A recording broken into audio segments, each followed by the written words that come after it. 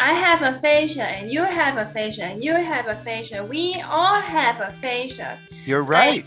yeah. The only way to break the ignorance Mm-hmm. is to come out of the aphasia closet. Yes. Mm-hmm. Yeah. Yeah, it's a little scary when I do it. Yeah. You're so pretty, it doesn't matter.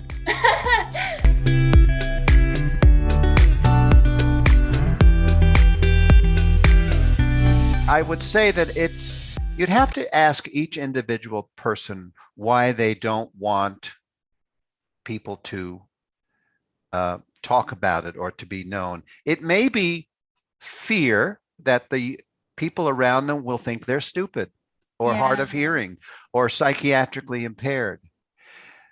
It may be they're embarrassed. They may feel shame. You know, each of us has a voice, and Mm-hmm. how we come across to our family and friends and partners is represented in how we communicate. Yeah, And like if deaf or blind people, uh, the disability check, I am deaf, but I will type. Or right, I am blind, but I can talk to you, but I'm just blind or just deaf. And we should talk about my aphasia. I am intellect is the same, but I am just lower. but the unique, sad thing about or frustrating thing about aphasia is that unlike hearing loss, where you can sign, or deafness, where you can still talk, or other disabilities, physical disabilities, aphasia strikes at the actual capacity to find words and express yourself. Yeah. So you lose the tools Mhm. to inform and make people understand what you're struggling with. Yeah. And if you're able to say, I have aphasia, for Mhm. example, most people don't even know what the hell that means. I, Yeah. one time for one of our movies, I stood out in the middle of the street, not on the street, don't worry, but on the sidewalk. And I had a sign that said aphasia. And I just asked people, what do you think this word means? Isn't that a new restaurant in Boston? I think that's a country over in Asia. It's aphasia. I think it's a psych disorder. I know people in mental hospitals have. Nobody knew what it was. And unfortunately, I don't think that's changed very much in the last 10 years. Mhm. So, to get back to your question, people, and unfortunately, many people who have the condition feel shame and embarrassment, Mhm. and they feel it's better, it's safer to be quiet or not talk about it.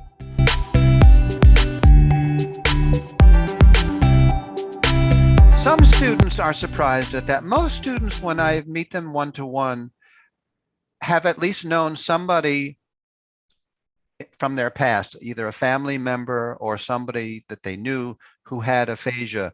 So they're a little bit more familiar with it than the average person on the street. But I will tell you that most people and their family members who are living with aphasia, they will typically say, oh, I thought stroke and aphasia, which I never heard of, was something that only old people get. Um, because historically, stroke and disability and aphasia were always portrayed in the media as something that grandma or grandpa or great grandpa has, and Mhm. it's been called the invisible disability for Yeah. two reasons. One, because often historically the person with the condition is not in public. They're Yeah. often in a facility or never leave the house or something like that. And also because aphasia, you can't see it. You can see a broken arm, you can see a person with a brace, you can see somebody with a bandage on their head, but with aphasia, certainly aphasia which doesn't have a paralysis connected with it, Mhm. or in your case from a head injury where you've recovered physically and you show no visible signs of any kind of disability, The person doesn't know that you have it until you're in a conversation with them. And then Yeah. you have to decide either to